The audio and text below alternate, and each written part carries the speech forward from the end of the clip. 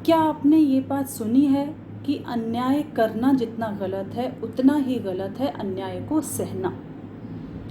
हमें किसी के ऊपर अत्याचार नहीं करना, किसी के साथ अन्याय नहीं करना, पर अगर कोई हमारे ऊपर अत्याचार कर रहा है, हमारे साथ अन्याय कर रहा है, तो हमें उसका विरोध भी करना है। उसको चुपचाप सहना ही भी एक प्रकार का अन्याय है, वो भी एक गलत काम है।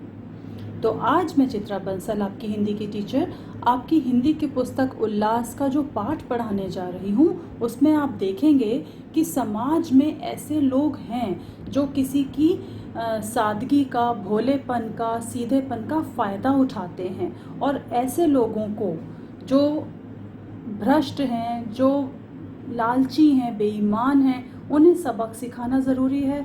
किंतु साथ साथ ऐसे लोगों को भी ये समझना ज़रूरी है जो इन सबको सहन करते हैं, कि जब तक वो सहते रहेंगे तभी तक दूसरा व्यक्ति ऐसा करने की हिम्मत करेगा। तो चलिए पाठ को पढ़ते हैं और देखते हैं कि लेखक ने किस तरह से एक महिला को सबक सिखाने की कोशिश की। पाठ का नाम है अन्याय का विरोध। तो चलिए पढ़ें। मेरे साथ साथ आप लोग बोल बोल कर पढ़िएगा और समझना है पूरा अच्छी तरह से पूरे पाठ को। मैंने अपने बच्चों की देखभाल के लिए एक गवर्नेंस का प्रबंध किया था। गवर्नेंस मतलब संरक्षिका, जिन्हें बच्चों की देखभाल के लिए रखा जाता है। वह बड़ी ईमानदारी और मेहनत से दिन भर काम में लगी रहती, बच्चों का ध्यान रखती, प्रेम भाव से उन्हें अच्छी शिक्षा देती। हाँ, वह बोलती बहुत कम थी। लगभग 2 महीने बीत गए। मैं बच्चों की ओर से निश्चिंत था और गवर्नेंस जूलिया से पूरी तरह संतुष्ट था। जूलिया को अभी तक तनख्वाह न दी गई थी और न ही उसने इसकी मांग की थी। एक दिन मैंने जूलिया को अपने कमरे में बुलाया। कहा, बैठो जूलिया, मैं तुम्हारी तनख्वाह के बारे में बात करना चाहता हूँ। तुम्हें रुपए पैसे की ज़रूरत होगी और जितना मैं तुम्हें समझ सका हूँ, तुम स्वयं तो अपने पैसे मांगोगी नहीं। हाँ, तो तुम्हारी तनख्वाह तय हुई थी 30 रूबल, ठीक है ना? तो उन्होंने, लेखक ने अपने बच्चों के लिए जो गवर्नेंस रखी गई थी उन्हें बुलाया और उन्हें तनख्वाह के बारे में उनसे बात करनी चाहिए, क्योंकि उन्होंने अभी तक 2 महीने हो गए थे उन्हें काम करते हुए, उन्होंने अभी तक तनख्वाह मांगी ही नहीं थी। तो लेखक ने उन्हें एक दिन अपने पास बुलाया और तनख्वाह के बारे में बात करनी शुरू की और उन्होंने कहा कि हमने जब आपको रखा था तो तनख्वाह तय हुई थी 30 रूबल।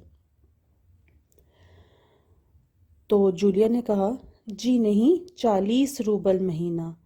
जूलिया ने दबे स्वर में कहा, नहीं भाई, 30, मैंने डायरी में नोट कर रखा है। मैं बच्चों के गवर्नेंस को हमेशा 30 रूबल महीना ही देता आया हूँ। अच्छा, तो तुम्हें हमारे यहाँ काम करते हुए 2 महीने हुए हैं। जी नहीं, 2 महीने 5 दिन। क्या कह रही हो? ठीक 2 महीने हुए हैं भाई, मैंने डायरी में सब नोट कर रखा है। तो 2 महीने के बनते हैं 60 रूबल। लेकिन 60 रूबल तभी बनेंगे जब महीने में एक भी नागा न हो। नागा मतलब कोई छुट्टी न की हो तुमने। तुमने इतवार को छुट्टी मनाई है, उस दिन तुमने काम नहीं किया, कोल्या को सिर्फ घुमाने ले गई हो। इसके अलावा तुमने 3 छुट्टियां और ली हैं। जूलिया का चेहरा पीला पड़ गया। वह बार बार अपने ड्रेस की सिकुड़न दूर करने लगी, बोली एक शब्द भी नहीं। यानी लेखक उसकी तनख्वाह काटने की कोशिश कर रहे थे किसी न किसी बात पर। कभी उन्होंने कहा कि तुमने महीने में 3 छुट्टियां की हैं, संडेज़ को, इतवार को तुमने काम नहीं किया, तो शायद वो इस बात के पैसे काटना चाहते हैं। और जूलिया चुपचाप खड़ी है। हाँ, तो 9 इतवार और 3 छुट्टियां यानी 12 दिन काम नहीं हुआ। मतलब यह है कि तुम्हारे 12 रूबल कट गए। उधर कोल्या 4 दिन बीमार रहा और तुमने सिर्फ तान्या को ही पढ़ाया। पिछले सप्ताह शायद 3 दिन तुम्हारे दांतों में दर्द रहा था और मेरी बीवी ने तुम्हें दोपहर बाद छुट्टी दे दी थी। तो इस तरह तुम्हारे कितने नागे हो गए, मतलब इस तरह तुम्हारी कितनी छुट्टियां हो गई? 12 और 7 19, 19 नागे। हाँ तो भाई घटाओ 60 में से 19, तुम्हारा कितना हिसाब बन रहा है? 41 रूबल, ठीक है ना? तो इस तरह से लेखक ने पूरा 2 महीने का हिसाब किताब लगाकर जूलिया को सुना दिया और समझा दिया। जूलिया की आंखों में आंसू छल छला आए। उसने धीरे से खांसा, उसके बाद अपना मुंह पोंछा, लेकिन उसके मुंह से एक शब्द भी नहीं निकला। हाँ, एक बात तो मैं भूल ही गया था, मैंने डायरी पर नज़र डालते हुए कहा। 1 जनवरी को तुमने चाय की प्लेट और प्याली तोड़ डाली थी। प्याली का दाम तुम्हें पता भी है? मेरी किस्मत में तो हमेशा नुकसान ही उठाना बदा है। चलो मैं उसके 2 रूबल ही काटूंगा। अब देखो, तुम्हें अपने काम पर ठीक से ध्यान देना चाहिए ना। उस दिन तुमने ध्यान नहीं रखा और तुम्हारी नज़र बचाकर कोल्या पेड़ पर चढ़ गया और वहाँ खरोंच लगकर उसकी जैकेट फट गई। उसकी भरपाई कौन करेगा? यानी कि जो जैकेट का नुकसान हुआ उसके बदले में कौन पैसे देगा? तो 10 रूबल उसके कट गए। इसी तरह तुम्हारी लापरवाही के कारण नौकरी ने तान्या के नए जूते चुरा लिए। अब देखो भाई, तुम्हारा काम बच्चों की ही देखभाल करना नहीं, उनकी वस्तुओं का भी ध्यान रखना है। तुम अपने काम में ढील दोगी तो पैसे तो काटने ही पड़ेंगे। मैं कोई गलत तो नहीं कर रहा हूँ ना? तो जूतों के लिए 5 रूबल और कट गए। और हाँ, 10 जनवरी को मैंने तुम्हें 10 रूबल दिए थे। जी नहीं, आपने मुझे कुछ नहीं, जूलिया ने दबी जबान से कहना चाहा। अरे तो क्या मैं झूठ बोल रहा हूँ? मैं डायरी में हर चीज़ नोट कर लेता हूँ। तुम्हें यकीन ना हो तो दिखाऊं डायरी? जी नहीं, आप कह रहे हैं तो आपने दिए ही होंगे। दिए ही होंगे नहीं, दिए हैं, मैं कठोर स्वर में बोला। तो इस तरह लेखक किसी न किसी बात के लिए उसके पैसे काटते गए, उसको हिसाब बताते हुए उसे बताते रहे कि इतने रूबल इस चीज़ के, इतने रूबल इस चीज़ के, तो वो बहुत ही कम रह गए।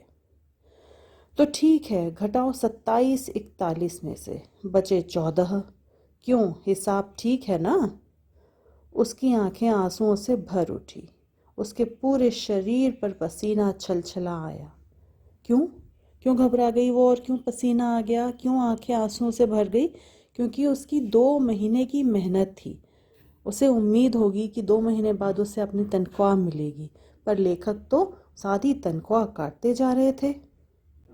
वह धीरे से बोली, मुझे अभी तक एक ही बार कुछ पैसे मिले थे और वे भी आपकी पत्नी ने दिए थे, सिर्फ 3 रूबल, ज़्यादा नहीं। अच्छा, मैंने स्वर में आश्चर्य भरकर कहा, और इतनी बड़ी बात तुमने मुझे बताई भी नहीं, और न ही तुम्हारी मालकिन ने मुझे बताई। देखो, हो जाता ना अनर्थ। खैर, मैं इसे भी डायरी में नोट कर लेता हूँ। हाँ, तो 14 में से 3 और घटा दो, इस तरह तुम्हारे बचते हैं 11 रूबल। बोलो भाई, ये रही तुम्हारी तनख्वाह। ये 11 रूबल, देख लो, ठीक है ना? तो इस तरह से लेखक ने उसे देने तो चाहिए थे 80 रूबल, जैसा कि जूलिया ने बताया कि उनकी बात 40 रूबल की हुई थी, पर लेखक के हिसाब से 30 रूबल की बात हुई थी, तो 60 रूबल मिलने चाहिए थे। पर उस 60 में से भी उन्होंने घटाते घटाते घटाते घटाते और अंत में उसे 11 रूबल देने की बात कही और 11 रूबल पकड़ाए। जूलिया ने कांपते हाथों से 11 रूबल ले लिए और अपनी जेब टटोलकर किसी तरह उसमें ठूस लिए और धीरे से विनीत स्वर में बोली, जी धन्यवाद। मैं गुस्से से आग बबूला होने लगा। कमरे में टहलते हुए मैंने क्रोधित स्वर में उससे कहा, धन्यवाद किस बात का? आपने मुझे पैसे दिए, इसके लिए धन्यवाद। अब मुझसे रहा नहीं गया। मैंने ऊंचे स्वर में लगभग चिल्लाते हुए कहा, तुम मुझे धन्यवाद दे रही हो, जबकि तुम अच्छी तरह जानती हो कि मैंने तुम्हें ठग लिया है, तुम्हें धोखा दिया है।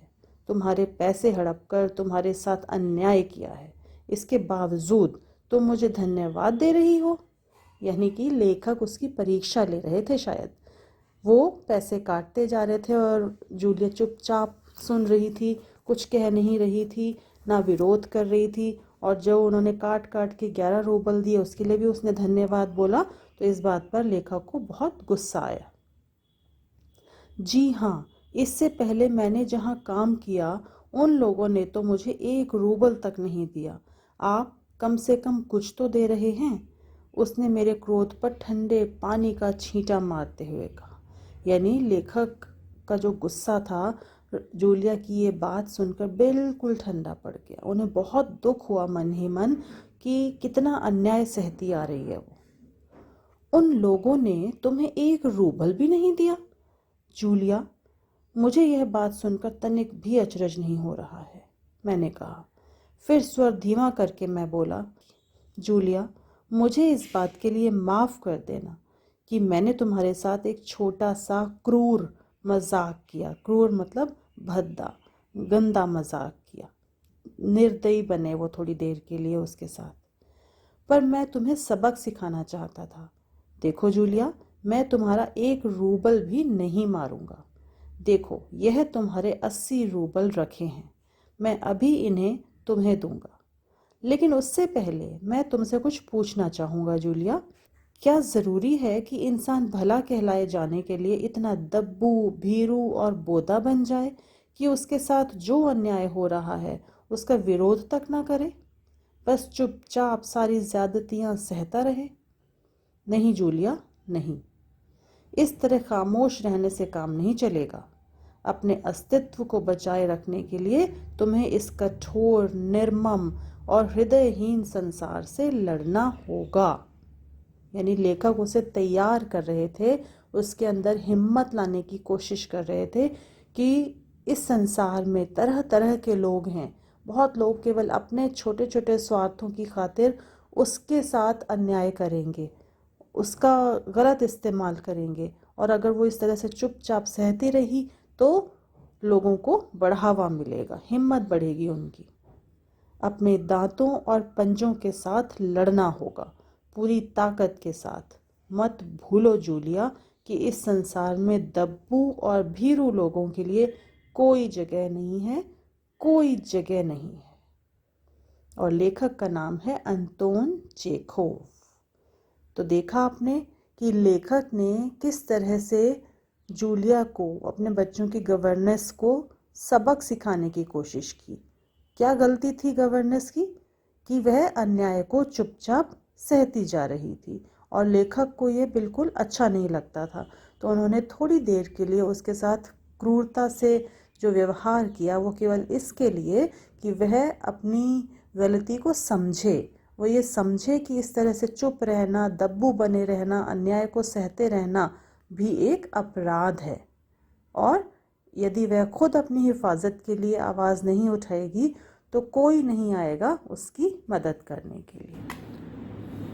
तो पाठ ने हमें यही संदेश दिया है कि किसी तरह का अन्याय या अत्याचार नहीं सहना है, उसके खिलाफ आवाज़ उठानी है। पर इसका मतलब ये नहीं है कि छोटी छोटी बातों पर लड़ने लगें। सहन शक्ति भी होनी चाहिए या दूसरे को समझाना भी आना चाहिए।